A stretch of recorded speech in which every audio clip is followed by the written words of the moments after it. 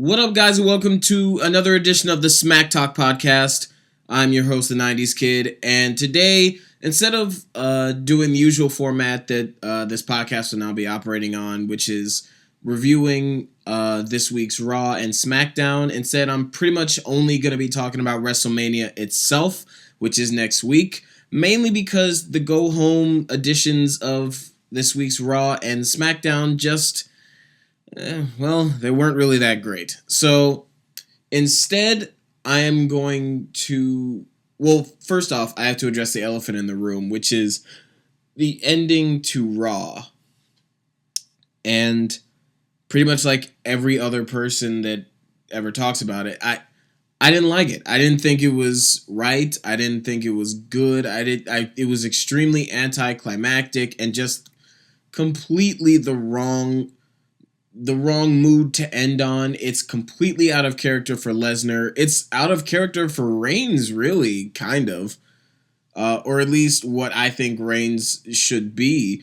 Because I went back and I watched it. I unfortunately wasn't able to watch Raw live last night, but I did follow updates thanks to Bleacher Report, and I was able to watch some stuff today. But... really, just even from the because I did listen to Paul Heyman's promo, and it was a masterful promo, but just like somebody at Bleacher Report, and I think a lot of people pointed out, it when he gives that promo, what directly follows it afterwards is it just completely contradicts the entire promo. It completely contradicts the character of Lesnar and the character of Reigns and the promo that Paulie just gave like a second before. And really, I was watching it, and Paulie finished his thing, and Reigns comes down the stairs. What I really would have loved to have seen is just Reigns had this demeanor in which he walked down the staircase and into the ring. He really should have just Superman punched Lesnar right off the bat. A brawl should have ensued. I think really he should have given a Superman punch to Lesnar. Paulie tries to get involved. Reigns tries to deal with Paulie. Lesnar comes up from behind, tries to give him an F5. Reigns gets him out of it. They start brawling. Just old-fashioned, knock him out, drag him on the ground, just brawling. And then it's cliche, but it's cliche for a reason. Because then, honestly, I think the locker room should have emptied out like they used to do. And if any pay-per-view, any go-home Raw of a pay-per-view needed this, it's for this go-home because it's for WrestleMania. And especially this WrestleMania really needed it. It really, honestly, just... It needed that boost. It needed that injection of energy because the entire show really wasn't hitting it the way it needed to. Because, quite honestly, the card right now isn't that great. And this is because you raise your standards for WrestleMania. I mean, for a pay-per-view, just a pay-per-view, I mean, it's fine. Yeah, you got really good matches like Orton and Rollins, and I think Taker and Wyatt will surprise some people, and so will Sting and Triple H. But it just wasn't the right way to end Raw. It really wasn't. There's no way around it. I think you should have addressed a lot of, not all, because some didn't really need touching. Like the way they ended Cena and Rusev going into WrestleMania on Raw, not SmackDown. SmackDown seems weirdly like in its own little universe over there for whatever reason. It's like they're not even, just from what I've seen via the spoilers, not actually watching it, just it doesn't seem right. It doesn't seem like a go home episode. But the way they ended Cena and Rusev on Raw, I thought was fine. They didn't really need to touch it. But, the locker room empties. They try to contain Lesnar and Reigns, and then they start fighting amongst themselves. This is when you address the Andre the Giant Battle Royal participants, and they start throwing each other over the top rope. This is when you can have Mizdow's big moment of tossing Miz over the rope. You can highlight certain people. You can have the New Day and Kid and Cesaro brawling in the mix. You can, there's just a bunch of things you can do with that. You can have. I thought about this just before I went on. It was something like you have. Oh yeah, you have. I remembered it. I remember what I thought now. You have someone like Mizdow being the last person, or no, even it's either Mizdow or Curtis Axel or someone being the last person involved in the Andre the Giant Battle Royal, left in the ring standing, and then all of a sudden Lesnar pops up and gives him an F5.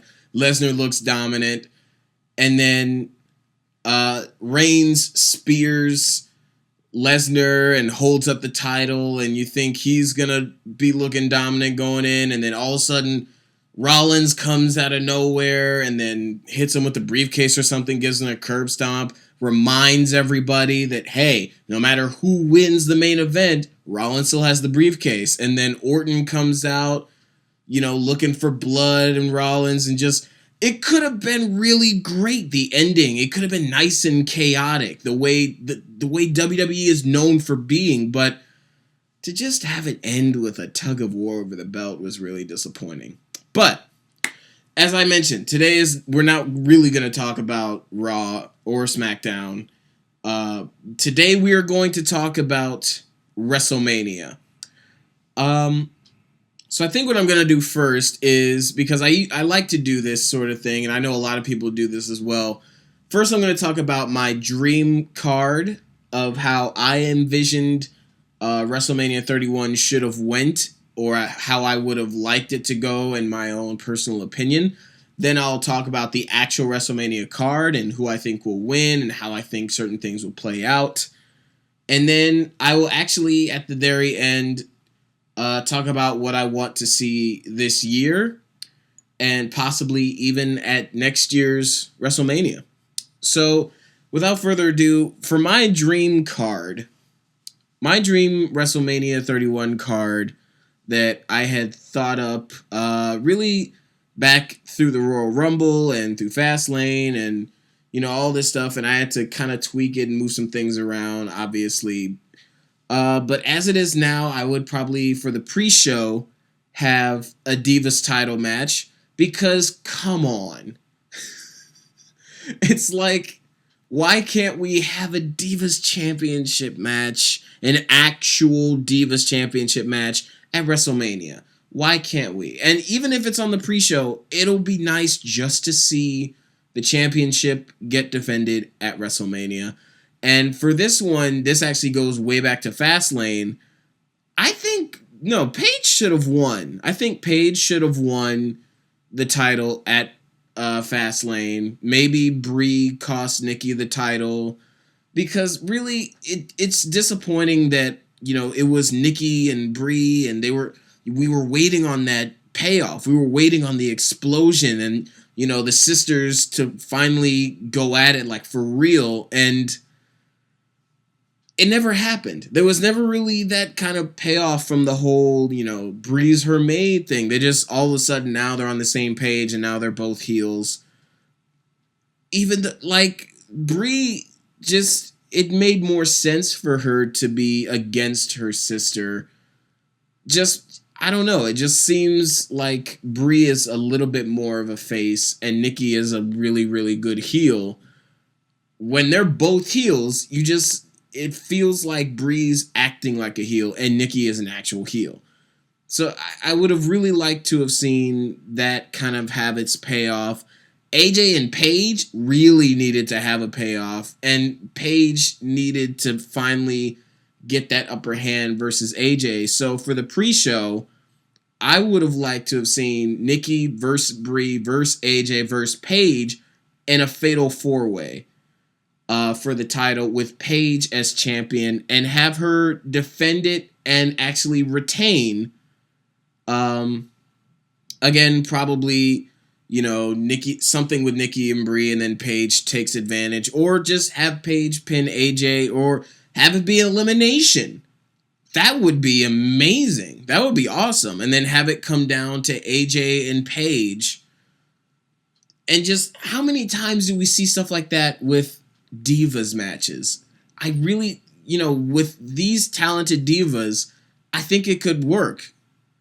And I don't know. That was just my thought. The pre-show, again, probably, I don't know. I feel like the Andre the Giant Battle Royal, it's not sort of disrespecting it to have it on the pre-show. It's still part of WrestleMania. It's not to say that. It's just, it's almost like a bonus, I feel like.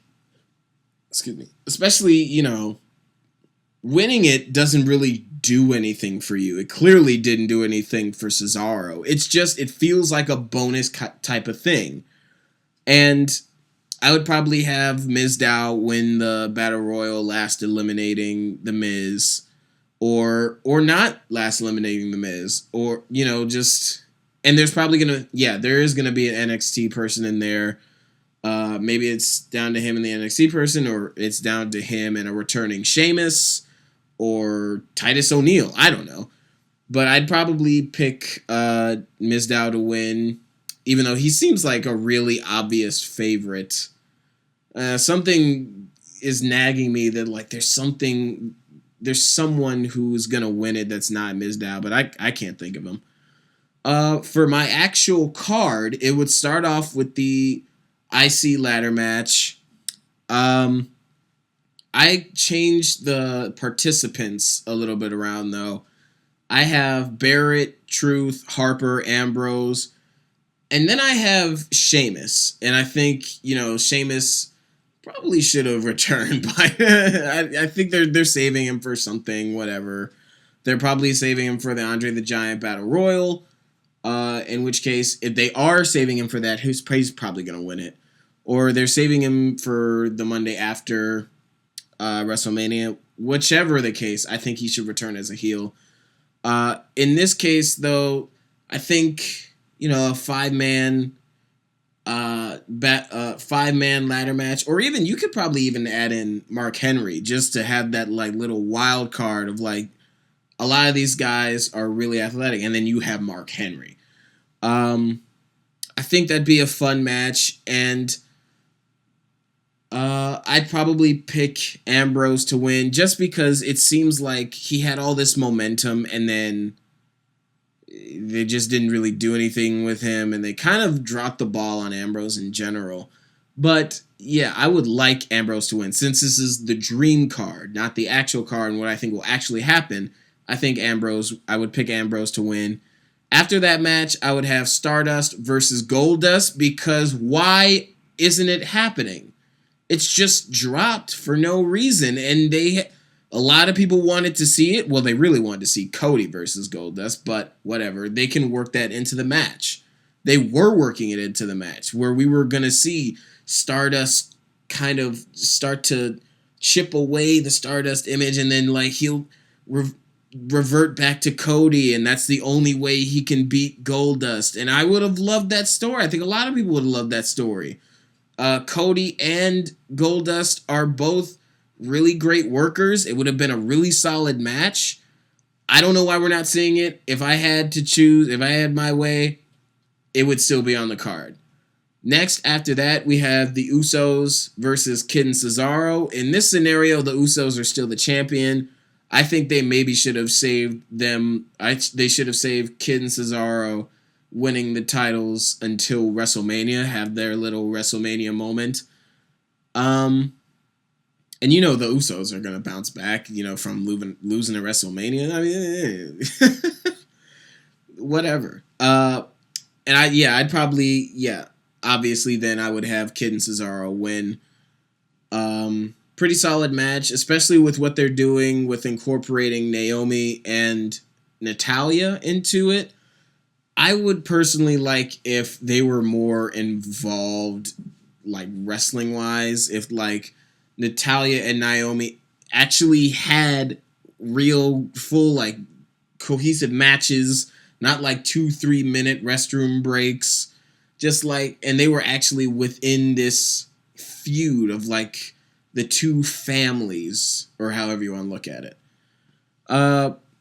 Following that, Ziggler versus Bryan would probably tear the house down, probably steal the show.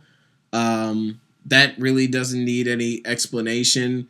I think I would have Ziggler go over and Bryan, but I think it'd be more like kind of like the Jericho Michaels match where Michaels like won with like a roll up or something. It wasn't really like, a decisive, hit him with the finisher and then they're out cold victory. I think Ziggler would really just kind of pull out the technical, really kind of ring savvy victory over Bryan, surprising a lot of the fans, and then Bryan would show, give a handshake, show an act of respect, because this is really just a sportsman-like kind of match. And I think it's nice to have those every now and again without someone turning or, having any funny business or, something like that. Sometimes you can just have friendly competition matches, and I think this is one of those times. And then the rest of the card is pretty much the same. It's Cena, Rusev, Orton, Rollins, Taker, Wyatt, Sting, Triple H, Reigns, Lesnar. Now, since it is the same as the actual card, I'm actually going to stop with this and go to the actual card and say what I think is going to happen. Not necessarily what I want to happen, but what I think in my gut is probably going to happen. So, back to the top. This is the actual card. Paige and AJ versus the Bellas. Paige and AJ are going over only because the Bellas have been a little bit too dominant going in. I think, just wrestling logic, Paige and AJ are going over. I really would have wished it was some kind of title match. I mean, save AJ returning at WrestleMania, help Paige to win the title, and then do something to imply that, okay, I helped you, but now I want the title for myself, or something like that. I don't know, just a title match. Can we just get a title match at Mania, please? I don't know. Andre the Giant Battle Royal. I still kind of think Mizdow's going to win. If Sheamus returns to enter, then Sheamus is going to win. Really just because I can't really think of it. Nobody else jumps to my mind is like, oh yeah, you know what? They could win. So, yeah. Icy Ladder Match. Intercontinental Championship Ladder Match.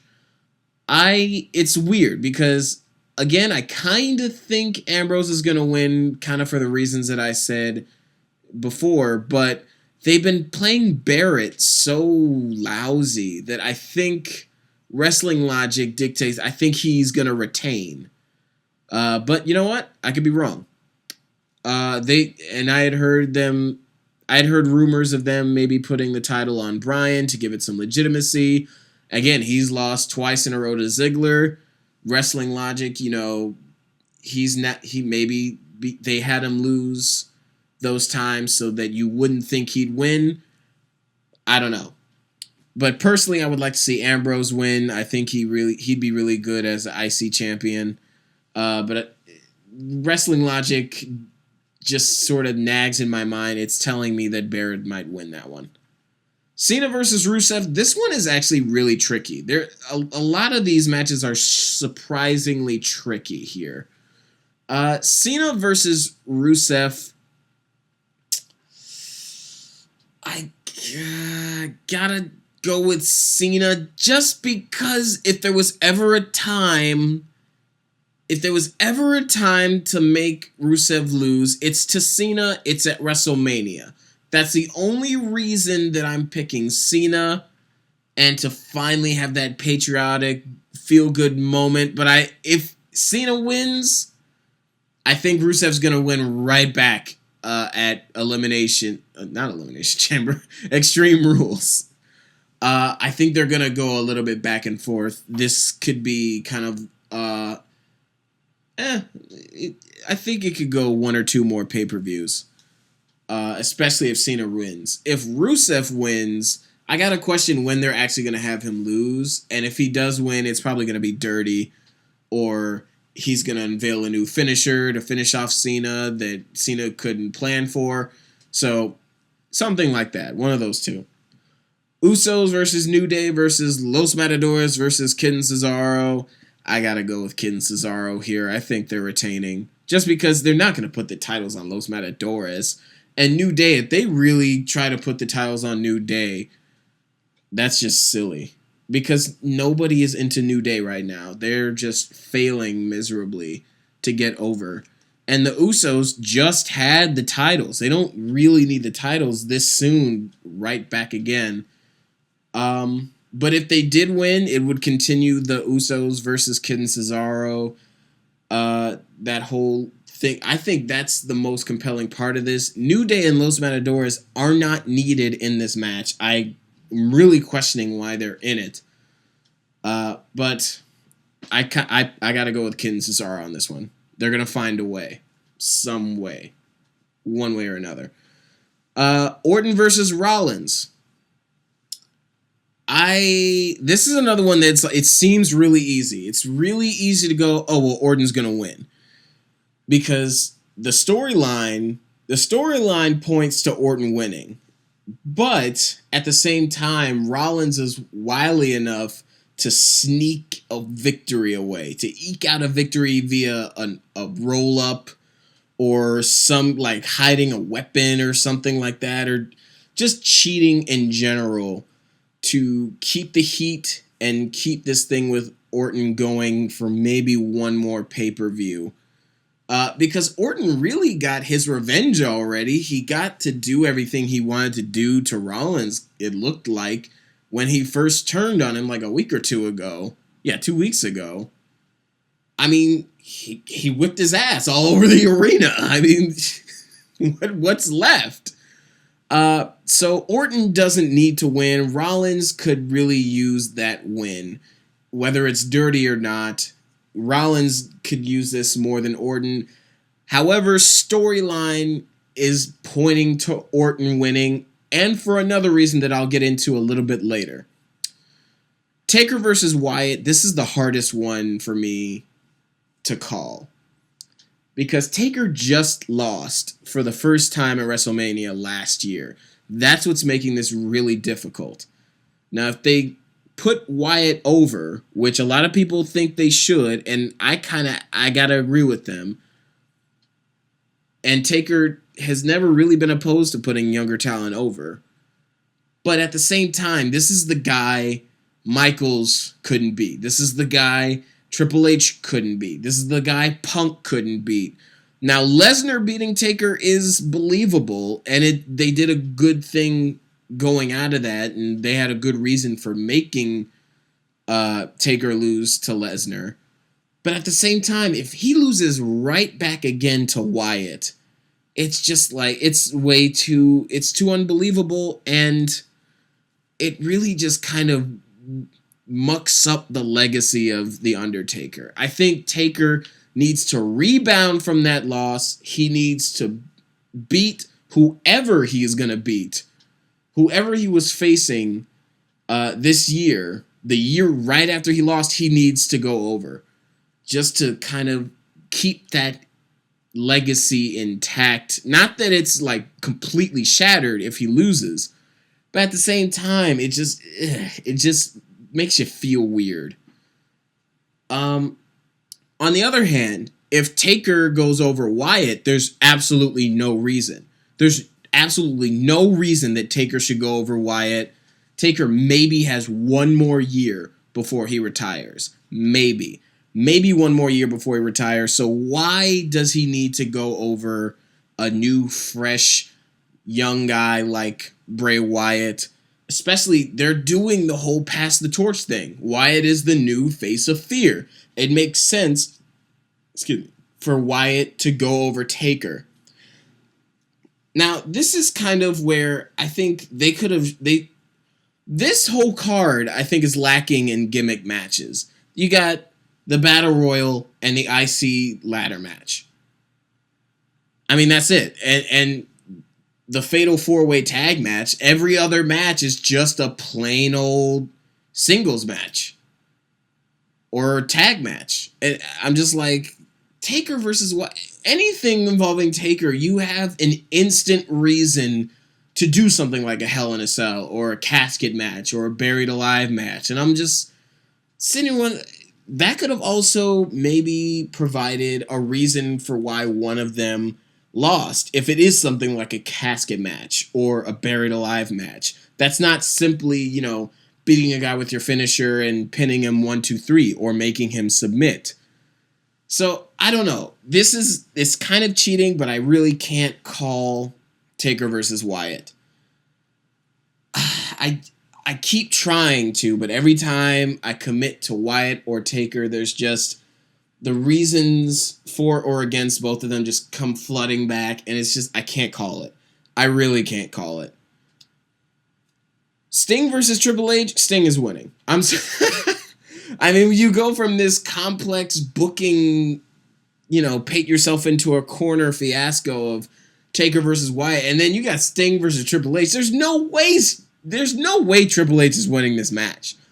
Sting is winning. I'm sorry. End of discussion. Sting, it's been 14 years, I think, of us waiting for Sting to come to WWE. He finally is here. Finally, the first match at WrestleMania. No, he's winning. Come on. They wouldn't do that. No. Even WWE's current crack WWE creative team, there's just no way. There's no way they're that stupid that they would have Triple H go over Sting. And for people who are saying that the quality of Taker versus Wyatt or Sting versus Triple H is kind of up in the air, I would say give him a chance. It's still Undertaker. And Wyatt isn't a terrible worker. And Sting Triple H, I don't know about Sting. I've never been that familiar with Sting. I haven't watched him in TNA, didn't watch him in WCW. He's just this guy that's huge and popular to me. Triple H, on the other hand, he was just in action last year in 3 straight pay-per-views and did not miss a step.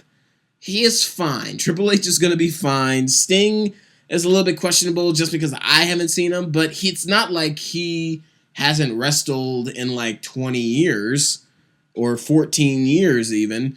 He was wrestling in TNA. I don't know how he was in TNA, but it's not like he wasn't wrestling. So I think the quality is going to be fine. Sting is definitely going over Triple H right now.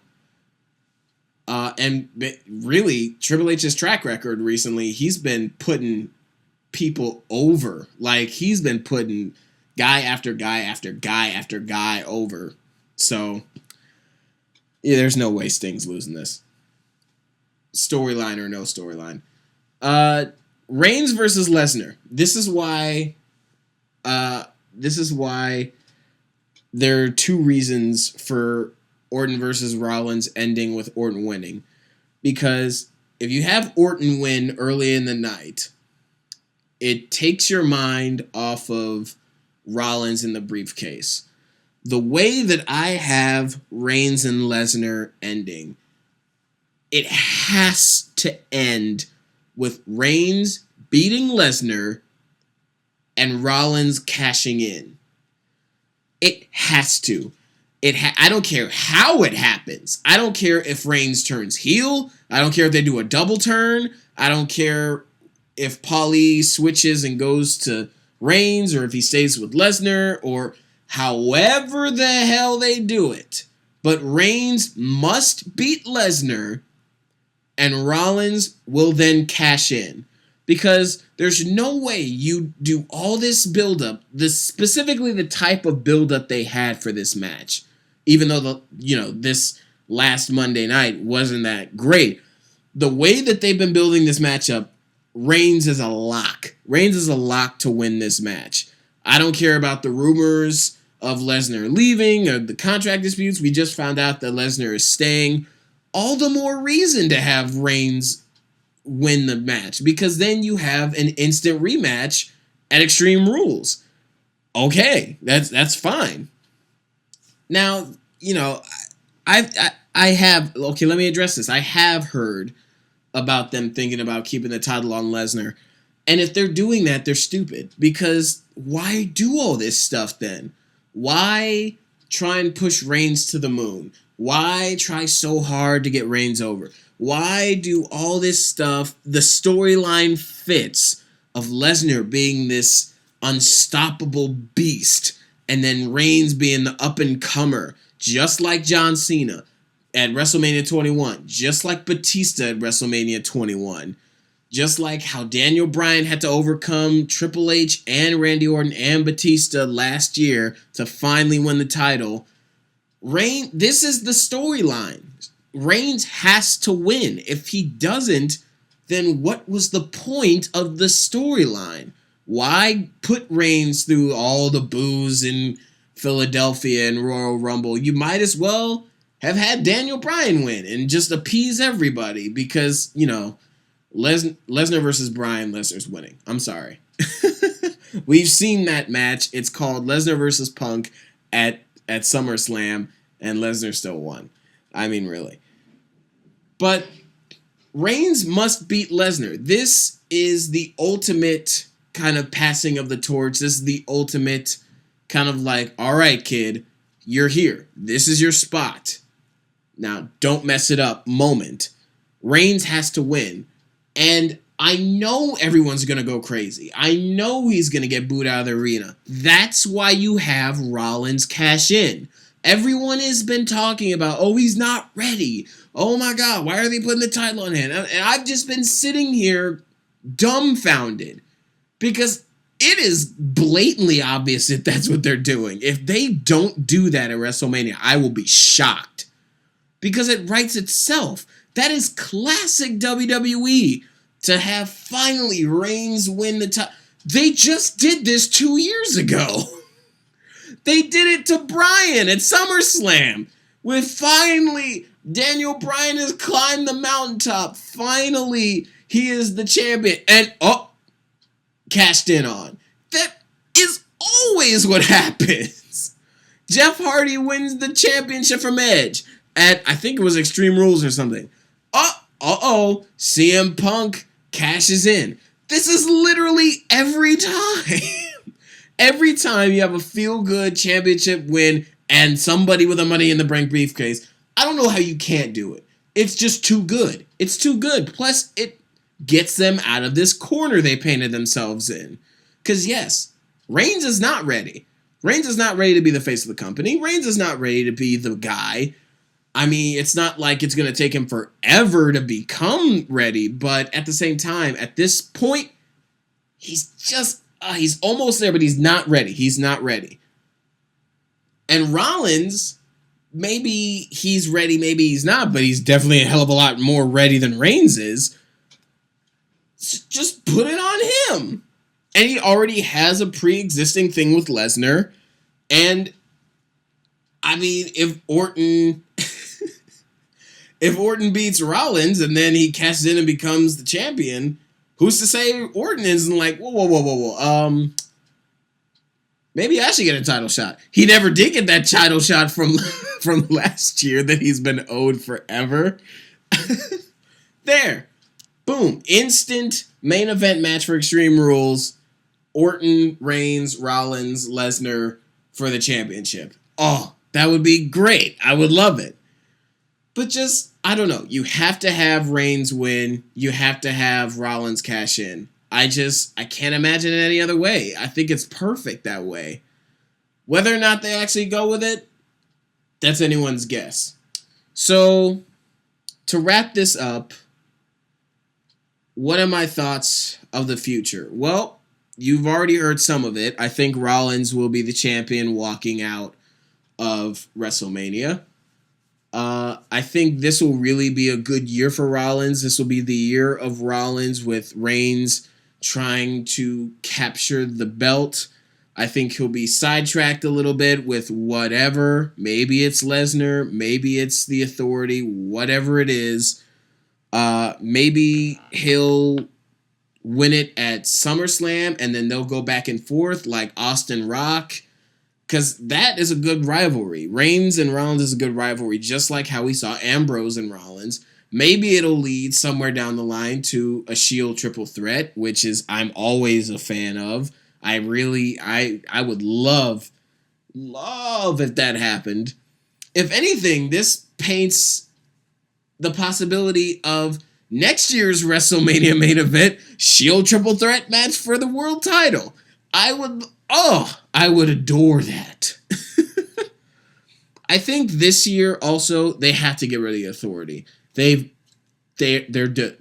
made their run.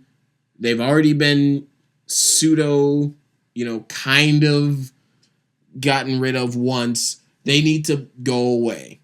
Okay, the Authority in general. You can still have Triple H. You can still have Stephanie McMahon. You can still have them kind of be heels, but the Authority stable needs to be disbanded. I don't care how they do it. This year is the year that it needs to happen. They also need to put the focus back on, not the focus of the entire shows and everything, but creative needs to buckle down and figure out what the hell they're going to do with the tag team division, with the United States Championship, and with the Divas Championship. They really need to get these divas some good time, some good opportunities, because you have talent there. Nikki Bella's improved drastically. Brie Bella, when she's, has a good night, she has a good night. Paige and AJ are Paige and AJ. Naomi is still just completely underrated and is just not being given the ability to show off what she's got. I think she can do that with Natalya, who's also in the same boat. I think it's about time you call up one of the NXT divas, any one of them. I mean, it's probably going to be Charlotte because for whatever reason, she made that one night debut and then lost out of nowhere to Natalya, on a roll-up, a really bad roll-up. But I think Charlotte's ready. I don't know that much about Sasha Banks. She's probably going to do more stuff in NXT, though. I think Bayley, you could have her pull double duty a bit and have her start going. They need to give Emma something because she's way too talented for whatever the heck they got her doing. They just need to stop with the Total Divas being the only reason the Divas have a title match. I mean, because you can have Total Divas matches with Summer Rae and Cameron and Alicia Fox and all of them, but then also balance that with actual matches, with a story, with, them wanting to be Divas champion. Just, something. Give them something. Give us more tag teams. Actually commit to the Ascension. Okay?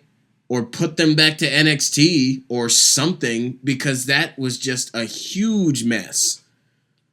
And as far as the U.S. title, I did mention that you can't keep it on Rusev forever. And then if Cena wins it at Mania, you can't keep it on Cena forever. They need to have a plan of what they're going to do with that.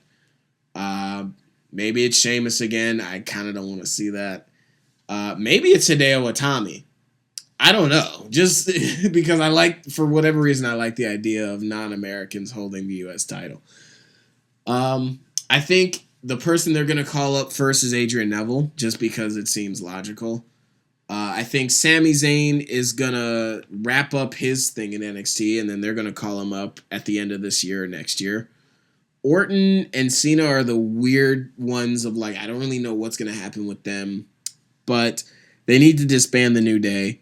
I'm sorry. It was a nice experiment. We asked for them to give Kofi and Big E and Xavier a chance, and they did, and it could have been done better. It could have, but we can't say they didn't try. They did, and it failed. They need to disband. So yeah, I can't really think of anything else. I used to be hopeful that Punk would return. I'm not anymore. I think it's going to be, if he does return, it's going to be some time. It's going to be 5 years. It's going to, it's going to be something like that. He's not going to return right out the bat. He's going to do his UFC thing. He's going to do his Marvel thing. And I think we should be happy for the guy. He's happy. Other than that, I think that's about it. Can't think of anything else that I would predict for the next coming year, the next WrestleMania. These are my thoughts. Hope you enjoyed the podcast. Let me know what you thought in the comments. And until next time, guys, I'm the 90s Kid, and this is Smack Talk.